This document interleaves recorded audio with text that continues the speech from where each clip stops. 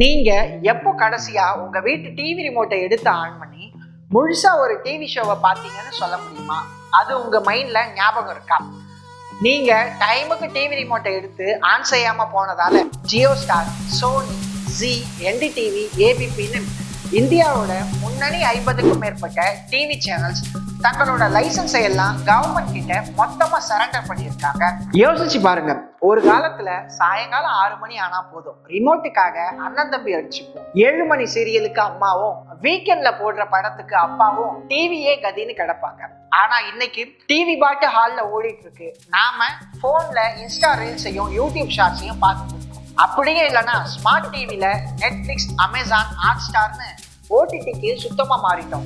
சத்தமே இல்லாம நடந்த இந்த மாற்றம் இன்னைக்கு இந்திய ஊடகத்துறையில ஒரு பெரிய நிலநடுக்கத்தை உருவாக்கி இருக்கு. முன்னணி மீடியா சேனல்ஸ் எல்லாம் சேர்ந்து தங்களோட 50க்கும் மேற்பட்ட ரன்னிங் சேனல்களை அதிரடியா மூடி இருக்காங்க. சோசியல் மீடியா டெவலப்மெண்டால டிவி சேனல்ஸ்க்கான வியூவர்ஷிப் இல்லைன்னு நீங்க சொல்லலாம். ஆனா காரணம் அது மட்டும் இல்லை. மீடியா இண்டஸ்ட்ரியில இன்வெஸ்ட் பண்ணியிருக்க $multi-billion கம்பெனிகளோட இன்டர்நேஷனல் பிசினஸ் ஸ்ட்ராட்டஜியையும் பேலன்ஸ் ஷீட்டையும் பார்த்தா உண்மை வேற மாதிரி இருக்கு. இத டிவி இண்டஸ்ட்ரியோட மரணம்னு மட்டும் புரிஞ்சிக்க முடியாது, அதுக்குள்ள ஒரு பெரிய வியாபார தந்திரம் இருக்கு. கடந்த 20 வருஷமா டிவி இண்டஸ்ட்ரி எப்படி இருந்துச்சு? ரியல் எஸ்டேட் பில்டர்கள் ஒரு இடத்த வாங்கும்போது அதை சுத்தி இன்னும் நிறைய இடங்களை வாங்கி போடுறாங்களோ அதே ஸ்ட்ராட்டஜியை தான் இந்த மீடியா நிறுவனங்களும் ஃபாலோ பண்ணாங்க. என்டர்டைன்மெண்ட் அப்படிங்கிற சேனல்ல மட்டும் ஒரு சேனல் சக்சஸ் ஆச்சுன்னா மியூசிக், நியூஸ், காமெடின்னு இன்னும் நிறைய சேனல்கள்ல புது புது சேனல்களை ஆரம்பிச்சாங்க.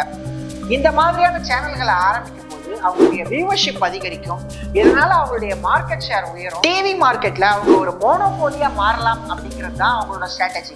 இந்தியா முழுக்க இது மாதிரியான சேனல்கள் எக்கச்சக்கமா இருக்கு. இந்த மாதிரி நிறைய சேனல்கள்ல சேனல்ஸ் ரன் பண்ற நிறுவனங்களுக்கு எல்லா சேனலும் முழுசா லாபம் தராது.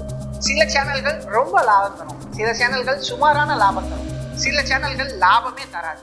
ஆனா இது மொத்தத்தையும் ஈடு கட்டுறதுக்காக கேபிள் டிவி ஆபரேட்டர், டிஸ்ட்ரிபியூட்டர்ஸ் கிட்ட பேசும்போது மக்கள் அதிகம் பார்க்குற இந்த சேனலை வாங்கணும்னா மக்கள் பார்வை கம்மியா இருக்க இந்த சேனலையும் சேர்த்து வாங்கணும்னு கட்டாயப்படுத்துவாங்க. இப்படிதான் இந்த பிசினஸ் மாடல் இதுக்கு முன்னாடி ரன் ஆயிட்டு இருந்தது. இதையெல்லாம் பார்க்கும்போது டிவி சேனல்ஸ் கேபிள் டிவி ஆபரேட்டர்கள், டிஸ்ட்ரிபியூட்டர்ஸ் கிட்ட ஒரு ஆதிக்க மனப்பான்மையோட நடந்துக்கிறாங்கன்னு நீங்க புரிஞ்சுக்கலாம். ஆனா உண்மை அது மட்டும் இல்லை. இன்னைக்கு காலகட்டத்துல ஒரு டிவி சேனல்ஸ் நடத்துறது ரொம்ப ரொம்ப கஷ்டம். டிவி சேனல் ஆரம்பிக்கணும்னாலே உங்ககிட்ட ஒரு 20 கோடி ரூபாய்க்கு மேல நெட்வொர்க்கை கவர்மெண்ட் கிட்ட காட்டணும். லைசன்ஸுக்கு டெபாசிட், வருஷம் அதை ரினிவல் பண்றது, சேட்டலைட் கனெக்ஷனுக்காக அப்லிங்க் டவுன்லிங்க் பண்ற செலவு, எல்லாத்துக்கும் மேல செட் ஆப் பாக்ஸ் ஆன் பண்ண உடனே முதல் 20 சேனலுக்குள்ள வரணும்னு டிஸ்ட்ரிபியூட்டர்ஸ்க்கு கொடுக்குற பைசா, எம்ப்ளாயி சேலரின்னு எக்கச்சக்க செலவு இருக்கு. முன்னாடி எல்லாம் இந்த செலவை ஈடுகட்டவும் நஷ்டம் வராம பார்த்துக்கவும் லாபகரமா ஓடிட்டு இருக்க சேனலோட லாபத்துல அட்ஜஸ்ட் பண்ணிப்பாங்க. ஆனா ட்ராய் கொண்டு வந்த நியூ டேரிஃப் ஆர்டர் அப்படிங்கிற நியூ சிஸ்டம் இந்த ஒட்டுமொத்த பிசினஸ்லயும் ஒரு பெரிய வெடியை வச்சுது. பேசிக் நெட்வொர்க் சார்ஜ், தனித்தனி சேனல்களுக்கு தனி விலை, அது போக 18% ஜிஎஸ்டின்னு வந்த உடனே நடுத்தர குடும்பங்களுடைய மாதாந்திர கேபிள் பட்ஜெட் 250 ரூபாயில இருந்து 450 ரூபாவா அதிகமாச்சு. இதனால கடுப்பான நடுத்தர மக்கள் கேபிள் கனெக்ஷனை கட் பண்ண ஆரம்பிச்சாங்க. 7.2 கோடியா இருந்த பெயிண்ட் டிடிஹெச் யூசர்கள் இப்போ 5 கோடிக்கு கீழே குறைச்சிட்டாங்க. இதனால ஆடியன்ஸ் 2 எக்ஸ்ட்ரீமா இந்தியாவில பிரிஞ்சு கிடக்குறாங்க. ஒன்று வசதி இருக்கவங்க, இன்னொன்று வசதி இல்லாதவங்க. வசதி இருக்கவங்க, ஓரளவு பணம் இருக்கவங்க இப்போ இருக்கக்கூடிய ட்ரெண்டுக்கு ஏற்ற மாதிரி அதிவேக ஃபைபர் நெட் மூலமா ஸ்மார்ட் டிவிக்கு மாறிட்டாங்க. வசதி இல்லாதவங்க கேபிள் பில்லுக்கு பயந்து லைஃப் டைம்ல ஃப்ரீயா இருக்க டிடி இலவச டிஷ்ஷுக்கு மாறிட்டாங்க. அதே போல கட்டண சேனல்களை தவிர்த்து ஃப்ரீயா கிடைக்கிற சேனல்ஸை மட்டும் பார்க்குற மாதிரியான சிஸ்டம் வந்துருச்சு. இந்த 2 எக்ஸ்ட்ரீமும் இல்லாம இடையில மாட்டின சேனல்களோட கதி தான் அதோகதி ஆயிருக்கு. அவங்க பெய்ட் சேனல்ஸா இருக்கிறதுனால ஃப்ரீ டிஷ்ல வர மாட்டாங்க. ஸ்மார்ட் டிவி பார்க்குறவங்களும் அந்த சேனல்ஸை பெருசா பார்க்கறது கிடையாது. இதனால எக்கச்சக்கமான இந்திய சேனல்கள் இந்தியன் மார்க்கெட்ல இருந்து வெளியேறி இருக்காங்க. இதுக்கு காரணம் என்னன்னா, இந்த சேனல்ஸோட முழு வியூவர்ஷிப்பும் இளைஞர்களை மட்டுமே மையமா வச்சு நடந்தது தான். அவங்களோட ரியல் டார்கெட்டான யூத் இப்போ டிவி பார்க்கறது இல்லை, அவங்க சோசியல் மீடியால கவனம் செலுத்த ஆரம்பிச்சிட்டாங்க. இதுதான் திரும்பவும் சேனல்களுக்கு மரணடியை கொடுக்க ஆரம்பிச்சுது. விளம்பர ஏஜென்சிகள் தெளிவா சொல்லிட்டாங்க, வியூவர்ஸ் டேட்டா இல்லாத ஓடாத சேனல்களுக்கு நாங்கள் விளம்பரமே தரமாட்டோம்.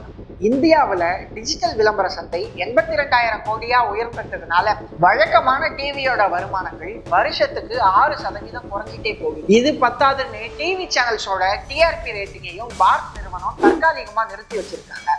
இது நியூஸ் சேனல்களுக்கு பெரிய நெருக்கடி. ஐயோ, அப்போ இந்த டிவி பிசினஸ் மொத்தமா காலியான நீங்க கேட்கலாம். ஆனா அது அப்படி இல்லை. குறிப்பா தமிழ்நாடு, ஆந்திரா போன்ற தென் மாநிலங்கள்ல கேபிள் நெட்வொர்க் இன்னமும் ஸ்ட்ராங்கா இருக்கு. தென் மாநிலங்களை பொறுத்த வரைக்கும் நடுத்தர மக்களோட எண்ணிக்கை ரொம்ப அதிகம்ங்கிறதுனால இது மாதிரியான சேனல்களுக்கு இன்னும் வரவேற்பு. எல்லாத்துக்கும் மேல இந்தியாவில் பிராந்திய மொழிகளுக்குன்னு எப்பவுமே ஒரு தனி வரவேற்பு இருக்கத்தான் செய்யுது. இதை புரிஞ்சுக்கிட்டு தான் டாடா நிறுவனம் தன்னோட டாடா பிளே தமிழ்ங்கிற ஒரு புதிய சேவையை ஸ்டார்ட் பண்ணியிருக்காங்க. ஸ்டார் விஜயோட பார்ட்னர்ஷிப் வச்சு பழைய ஹிட் அடிச்ச சீரியல்களை ஸ்ட்ரீம் பண்ண போறாங்க. ரீஜனல் லாங்குவேஜ் அண்ட் ஸ்போர்ட்ஸ்க்காக மட்டும் ஜியோ ஸ்டார் நிறுவனம் இந்த நிதியாண்டுல 33,000 கோடியை இன்வெஸ்ட் பண்ண பிளான் பண்ணியிருக்காங்க. இந்தியாவில் டிவி பிசினஸ் இன்னும் சாகலை, அது புது ரூபத்துல மாறிட்டு இருக்கு. நஷ்டம் தர தேவையில்லாத சேனல்கள் எல்லாத்தையும் மூடிட்டு தங்களோட முதலீடுகளை லாபம் தரக்கூடிய சேனல்கள்ல இன்வெஸ்ட் பண்ண தொடங்கியிருக்காங்க. $28 பில்லியன் மதிப்பு இருக்க பிராட்காஸ்ட் இண்டஸ்ட்ரி அடுத்த கட்ட பரிணாம வளர்ச்சியை நோக்கி போயிட்டு இருக்கு. இனிமே டிவி ரிமோட்டை எடுத்து அழுத்தும் போது யோசிச்சு அழுத்துங்க. நீங்க அழுத்துற ஒவ்வொரு அழுத்தலையும் ஒரு சேனலோட எதிர்காலமே இருக்கு. இந்த வீடியோ உங்களுக்கு பிடிச்சிருந்தா லைக் பண்ணுங்க, ஷேர் பண்ணுங்க. அடுத்து என்ன டாபிக் பேசலாம்னு கமெண்ட் பண்ணுங்க. நன்றி, வணக்கம்.